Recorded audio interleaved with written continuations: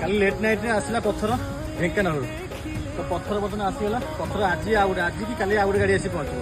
ତ ଆମେ ନିହାତି ଆପଣମାନଙ୍କ ସହଯୋଗ ଲୋଡ଼ିବୁ କି ଜଣେ ଚାହିଁଲେ କେବେ ହେବ ନାହିଁ କି ମଠରେ ଆମର ଗୋଟେ ଜଗନ୍ନାଥ ମନ୍ଦିର ହେବ, ନୂଆ ମନ୍ଦିର, ବହୁତ ବଡ଼ ମନ୍ଦିରଟେ ହେବ, ଭଲ ଭାବରେ ହେବ, ଆମ ଗାଁର ଉନ୍ନତି ହେବ। ତ ଆପଣମାନଙ୍କ ସହଯୋଗ ଆମେ କାମନା କରୁଛୁ। ରହିଲୁ, ଜୟ ଜଗନ୍ନାଥ।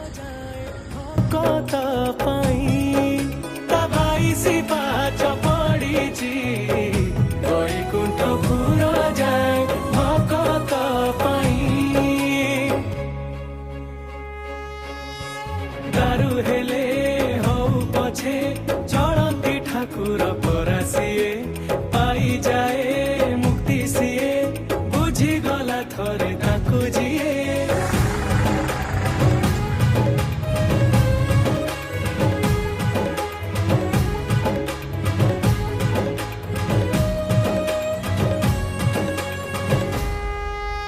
दरदीर सखा सीए